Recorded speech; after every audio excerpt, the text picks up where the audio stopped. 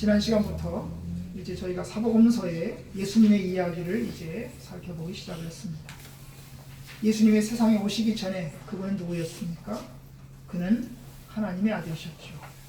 그는 우리처럼 출생으로부터 시작된 게 아니죠.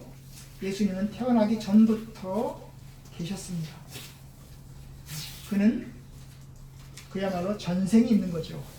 전생, 그러니까 불교 얘기를 쓰는 것 같은데 우리 인간은 전생이 없습니다. 그런데 예수님은 전생이 있죠. 그는 하나님이셨습니다. 오직 그리스도만이 태어나기 전부터 하나님이시며 창조주이시며 로고스이셨습니다. 그는 절대자였습니다. 그는 생명이시고 그는 빛이십니다. 그분이 이 세상에 오신 거죠. 그것이 성탄절입니다. 그분은 육신을 입고 세상에 왔습니다. 그러나 육신을 입기 전에 그는 하나님으로부터 하나님으로 계셨습니다. 이제 오늘 예수님의 출생 이전에 또 하나의 이야기를 오늘 살펴보려고 합니다. 바로 예수님보다 먼저 온, 6개월 먼저 온 세례 요한에 관한 것입니다. 우리는 성경에서 예수님에 관한 예언을 봅니다. 예수님께서 베들레헴에서 태어날 것이고, 그리고 그가 십자가에 못 박혀 죽으실 것이고, 이러한 것들이 구약 성경에 예언이 되어 있습니다. 여러분, 사람의 일생이 예언된다는 것, 우리는 그런 일이 없죠. 저와 여러분들이 예언된 사람들이 아닙니다.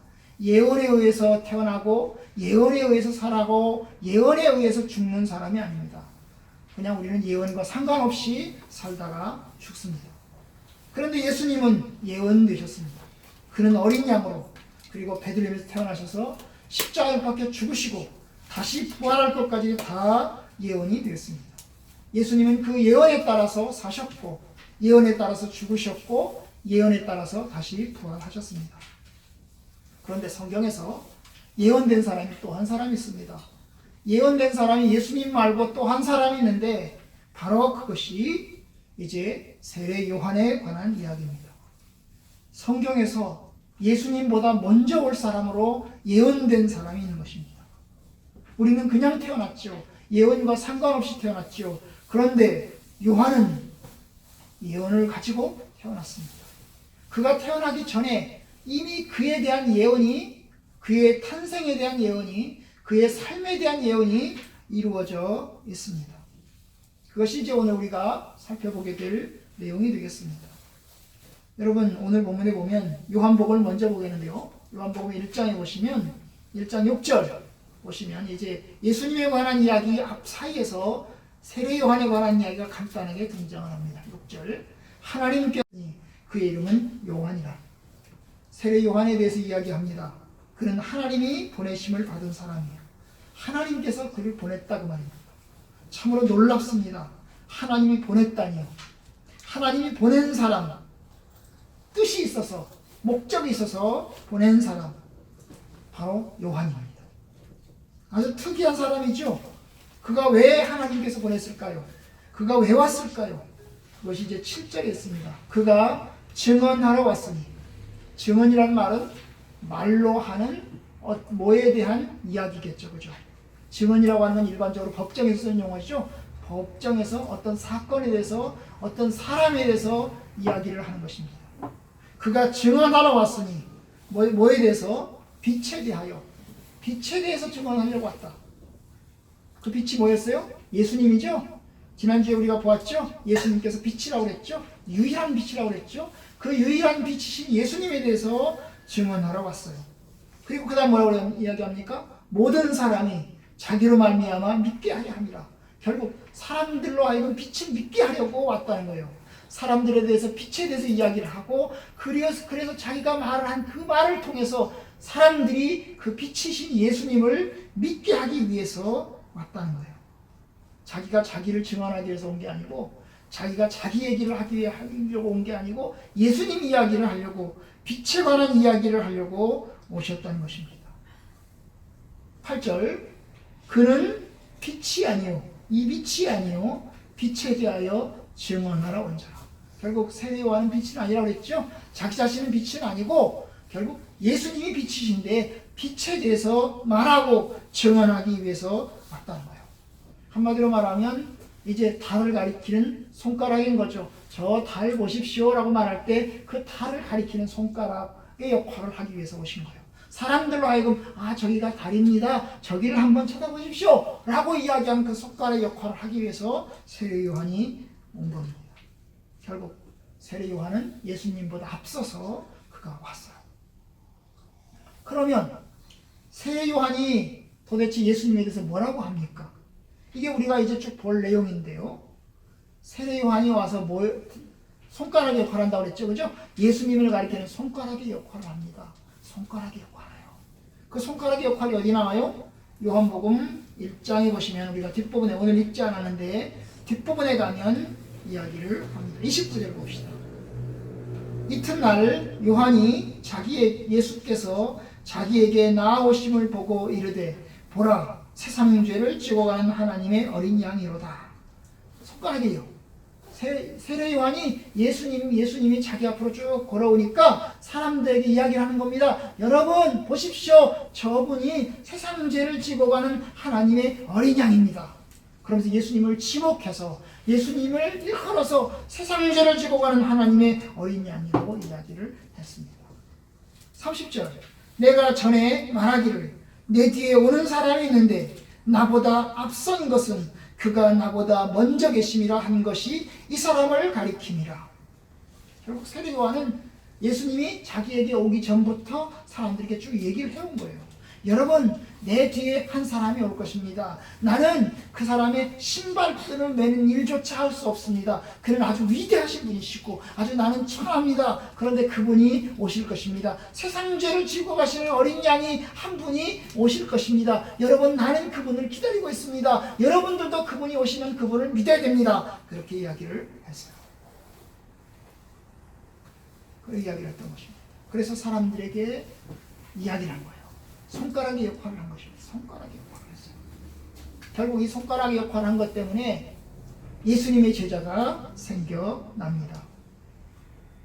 35절 또 이튿날 요한이 자기 제자 중 두 사람과 함께 섰다가 예수께서 거니시 걸어가시는 것을 보고 말하되 보라 하나님의 어린 양이로다.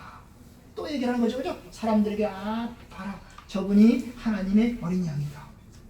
결국 두 제자가 그의 말을 듣고 예수를 따르거늘 결국 이 두 제자가 예수님의 제자가 된 것입니다. 그 두 제자 중에 이 두 제자 이름이 누구냐? 바로 한 사람은 사도 요한이고 한 사람은 베드로의 형제인 안드레입니다. 이 사도 요한과 베드로의 형제인 안드레가 예수님의 첫 번째 제자가 되는 것입니다.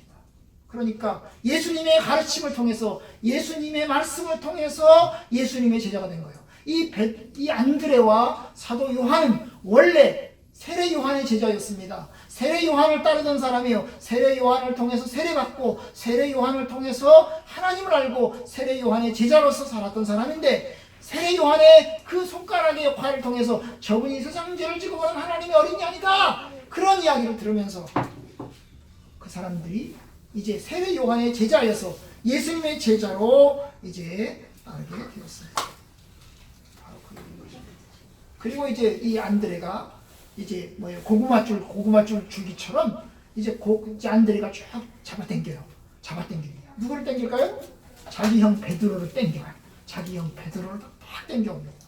이렇게 해서 이제 사실은 세례 요한 때문에 안드레가 그리고 안드레 때문에 베드로가 예수님의 제자가 되는 것입니다. 참 하나님이 보낸 사람. 그러면 오늘 이제 그 세례 요한에 관한 이야기를 살펴보는데 세례 요한에 관한 예언이 구약 성경에 어디 있느냐? 바로 이제 이사야서와 말라기서에 예언이 되어 있습니다. 이사야서 40장 3절 외치는 자의 소리여 이르되 너희는 광야에서 여호와의 길을 예비하라. 사막에서 우리 하나님의 대로를 평탄하게 하라. 골짜기마다 도두어지며 산마다 언덕마다 낮아지며 고르지 아니한 곳이 평탄하게 되며 험한 곳이 평지가 될 것이요 여호와의 영광이 나타나고 모든 육체가 그것을 함께 보리라. 이는 여호와의 입이 말씀하셨느니라. 이게 지금 하나님께서 이사야를 통해서 계시를 하고 있습니다. 이사야를 통해서 계시하는 내용이 뭐예요? 외치는 자여, 외치는 자의 소리여, 외쳐라. 그 외치는 자의 소리, 외치는 자의 소리인데 이게 누구에 관한 이야기입니까? 이사야에 관한 이야기입니까? 이사야에 관한 이야기 아닙니다. 이사야가 쓰기는 하지만 이사야에 관한 얘기가 아니고 이제 후대에 일어날 그 외치는 자의 소리에 관한 글을 쓰고 있는 것입니다. 그 외치는 자가 나타나서 그 사람이 목소리를 높여서 사람들로 하여금 하나님을 전하고 하나님의 뜻을 알려주고 그래서 예수 그리스도를 믿게 하도록 하는 역할을 감당하게 될 것이다. 바로 이것이 세례 요한에 관한 이야기입니다. 결국 세례 요한이 하는 일이 뭐예요? 예수님 앞에 와서 길을 닦는 것입니다. 제가 오래전에 있었던 그 전라남도 해남은 이제 저희가 몇 년 전에 가보니까 도로 포장이 다 돼 있더라고요. 그런데 저희가 결혼 전에 제가 살았고 그리고 결혼하고 나서 이제 이 신혼 기간을 해남에서 저희 집사람이랑 이제 같이 보낸 적이 있습니다. 그때는 그 지역 전체가 비포장이었습니다. 포장이 안 됐습니다. 그런데 전라도 땅이 그러니까 경상도에 비해서 전라도가 굉장히 낙후된 거지요. 아니 전라도 저 구석 해남에 그 당시 80년대인데 포장이 안 된 것입니다. 이미 70년대에 경상도는 포장이 다 되는데 80년대가 중반이 되도록 포장이 안 된 것입니다. 그나마 거기는 이제 그나마 그래도 길이 좀 넓혀졌어요. 길이 왜 넓혀졌느냐? 전두환이가 왔다 갔대요. 전두환이가 이제 거기를 이제 오느라고 그 전에는 길도 더 안 좋았대요. 그런데 그 전두환이가 오는 바람에 전두환이가 오는 헬기장을 만들고 그 헬기 또 이제 이게 다 돌아다니는 길을 만들더라고 길을 넓혀놨다는 것입니다.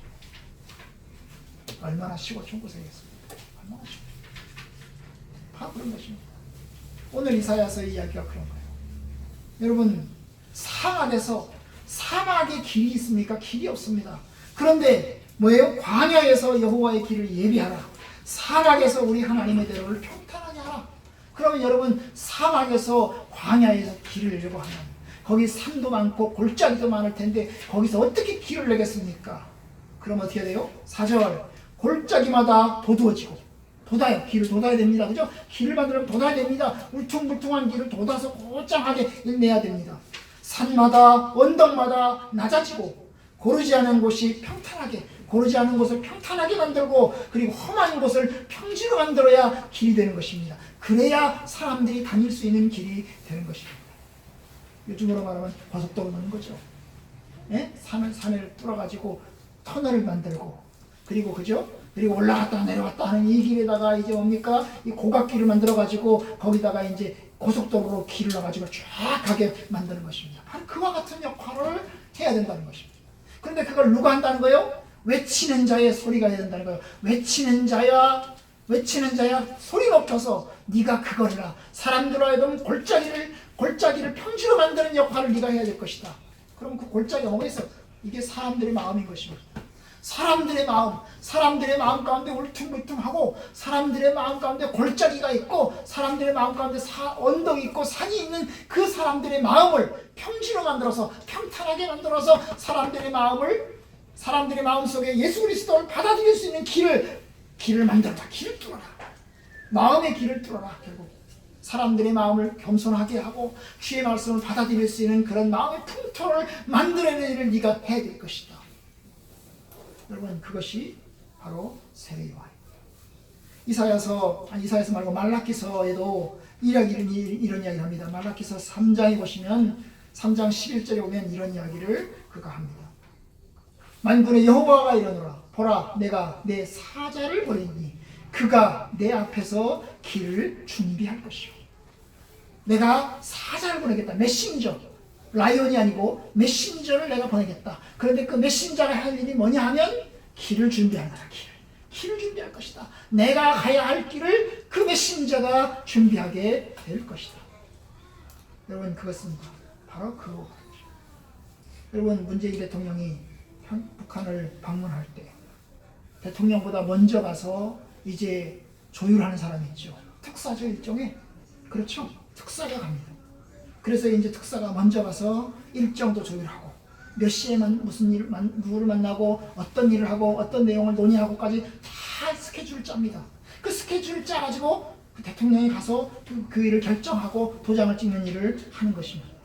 바로 세례 요한이 그와 같은 것입니다. 세례 요한이 예수 그리스도가 오셔서 예수 그리스도가 할 길을 미리 길을 다 닦아놓고 준비를 착착착착 해놓는 것입니다. 그리고 주께서 오셔서 메시아의 사역을 감당하시는 것입니다.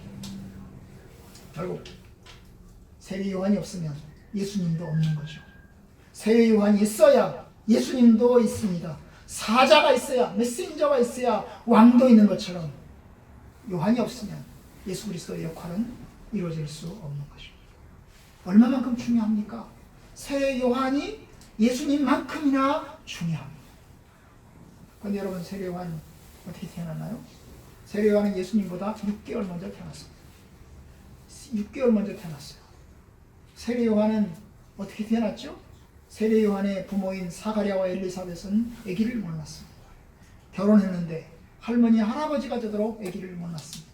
그렇게 아기를 낳고 싶었는데 사람들이 결혼하면 자녀를 낳는 것이 꿈이고 그 당시 굉장히 중요한 일 가운데 하나인데 결혼했는데 아기를 못 낳았습니다. 수십 년이 지나도록 아기를 낳지 못했습니다. 사가랴 엘리사벳은 하나님 앞에 의인이었고 하나님을 신실하게 섬기는 사람이었습니다. 하나님을 신실하게 섬기는 사람이면 흠없이 생활하는 사람이라면 그는 착한 사람일 것이고 그는 선한 사람일 텐데 아기를 못 낳습니다. 이게 그의 핸디캡이고 그의 약점인 것입니다. 그런데 그러는 동안에 나이는 들어서 더 이상 아기를 낳을 수 없는 상황에 있었습니다. 낳고 싶은데 못 낳는 것입니다. 안 낳고 싶어서 안 낳는 게 아니라 낳고 싶은데 안 생겨서 못 낳는 것입니다. 참 하나님을 잘 섬기고 하나님을 경외하는 사람들에게 임신도 잘 되고 사업도 번창하고 아니 그러면 얼마나 좋겠습니까? 축복만 왕창 쏟아지면 얼마나 좋겠습니까? 그런데 참 우리가 아이러니한 일들은 뭐냐면 하나님을 경외하는 사람들에게 고통이 있고 아픔도 있다는 것입니다. 하나님의 선하신 뜻이 있겠거니 생각하고 기다릴 수밖에 없습니다. 그런데 사가랴와 엘리사벳이 늙었습니다.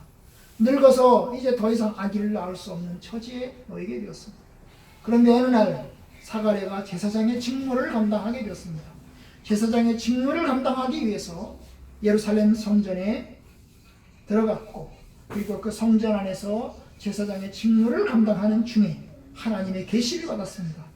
하나님의 계시가 사가랴에게 임했습니다. 사가랴에게 임했어요. 뭐라고 임했을까요? 사가랴야, 네가 아들을 낳을 거다. 내년 이맘때 아들을 낳을 거다. 그 아들을 낳으면 그 아들의 이름을 요한이라고 이름을 지어라. 요한이라고 이름을 지어라. 그는 큰 자가 될 것이고 그는 나실린처럼 주님을 섬기는 백성이 될 것이고 주 앞에서 백성들을 준비하는 일을 하게 될 것이다. 이런 예언을 받았어요.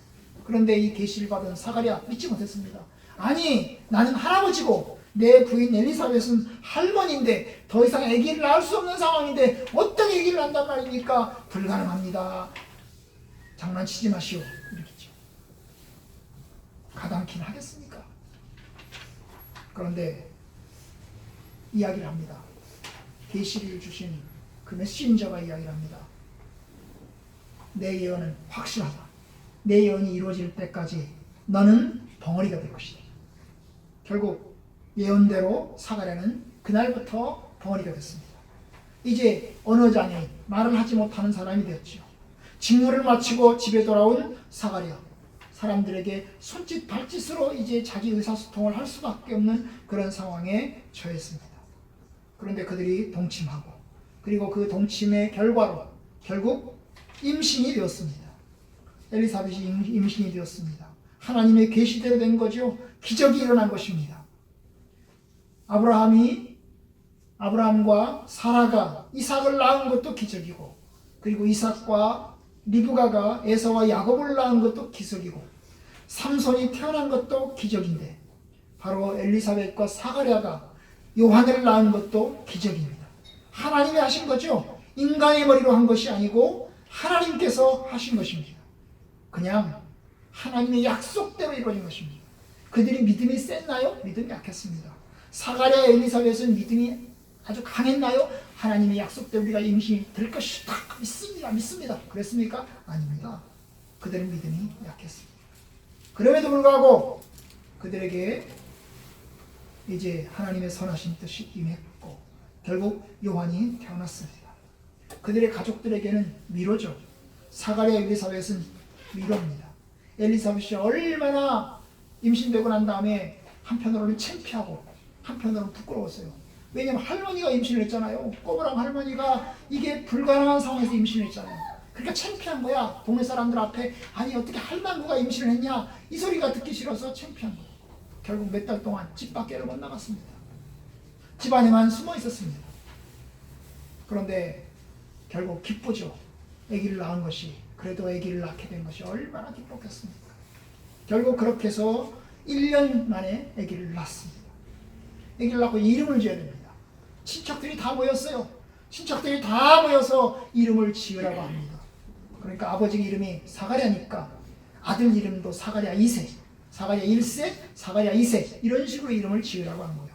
그런데 이 사가랴가 우리 아들 이름은 요한이라고 지을 것이오 그랬어요. 그랬더니 친척들이 말했어요. 우리 집안에 요한이라는 이름은 못 짓는다. 요한이라는 이름은 안 된다. 그랬어요. 그런데 이 사가랴는 아버지는 요한이라고 이름을 지을 것이오 단언을 했어요. 결국 그 결과 바로 그때 사가랴 입이 열리게 되었고 벙어리가 이제 다시 말하는 사람으로 이제 바뀐 것입니다. 결국 그렇게 해서 이제 세례 요한이 태어났습니다. 사가랴 엘리사벳은 그 자식 요한을 나시린처럼 키웠습니다. 술 먹게 하는 것 안 되고 하나님 앞에 거룩하고 성결한 백성으로 키우고자 했어요. 하나님의 뜻이 뭡니까? 그는 큰 자가 될 것이고 백성들의 마음을 하나님께로 돌이킬 것이요. 그러니까 백성들의 마음을 하나님께 돌이킬 사람이니까 아주 중요한 일을 하게 될 것이다. 그렇게 이야기를 했어요. 결국 그 바람대로 사가랴 엘리사벳은 요한을 믿음 가운데서 키워갔습니다. 결국 이제 요한은 크면서 청년이 되어가면서 그는 이제 광야에서 살게 됩니다. 광야에서 이제 사막에서 지내게 됩니다. 어떤 사람들은 세례 요한이 에센파 공동체에서 생활했을 것이라고 합니다. 그 당시 이스라엘 나라에는 이제 이 계급상 종교적인 사람들이 몇 종류가 있었습니다. 바리새인도 있고요, 사두개인도 있고요, 그 다음에 에센파도 있었습니다.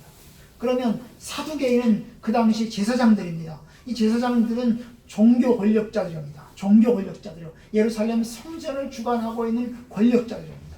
바리새인들은요, 그 당시 종교적인 중산층입니다. 그들은 권력자가 아닙니다. 그런데 그들은 하나님의 뜻대로 살기를 원했습니다. 이게 바리새인입니다.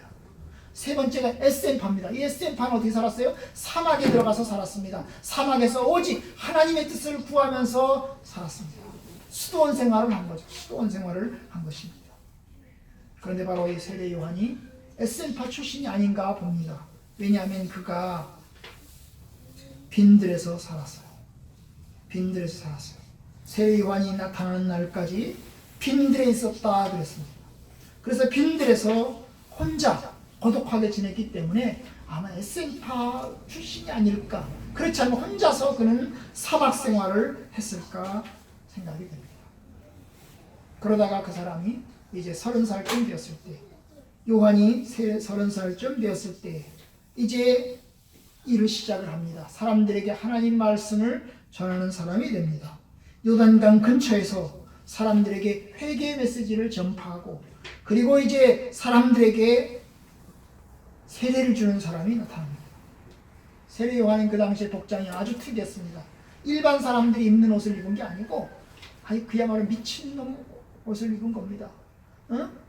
가죽 털옷을 입고, 사람들이 그 당시 사람들이 가죽 털옷을 입은 게 아니에요. 가죽을 벗겨가지고 그냥 그걸 대충 입고 다닌 거죠. 얼기설기 해가지고 대충 입고 다닌 겁니다.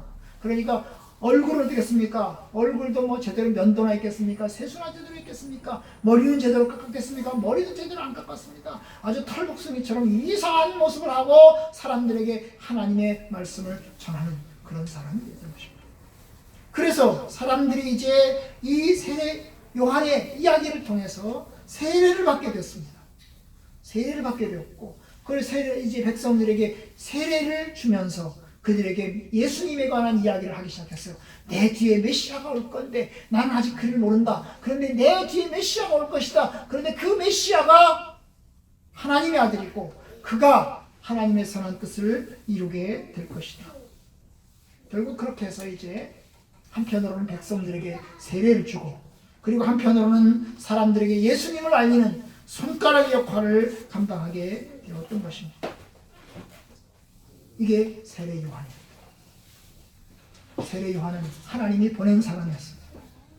하나님의 선하신 뜻을 감당하는 그런 사람이었습니다.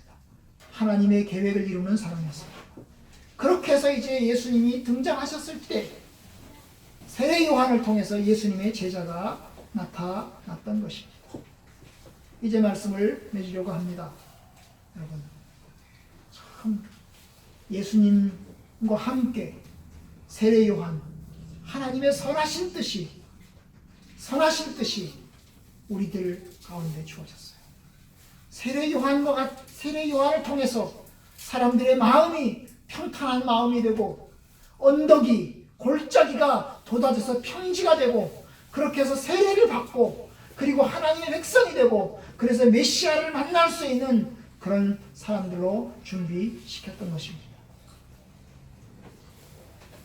하나님의 선하신 뜻이 세례 요한을 통해서 펼쳐지기 시작했고 세례 요한은 그냥 지나가는 사람이었죠. 그런데 여러분 세례 요한은 자기 영광을 드러내는 사람이 아니었어요. 세례 요한은 자기 제자가 사람들에게 이제 예수님에 몰려가니까 세례 요한의 제자들이 세례 요한이 왔어요. 큰일 났습니다. 요한님 큰일 났습니다. 아 왜? 저기요 요한님의 제자들이 전부 다 예수님에게 몰려갑니다.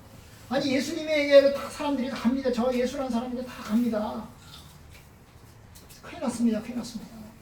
아 그래? 가야지. 당연히 가야지.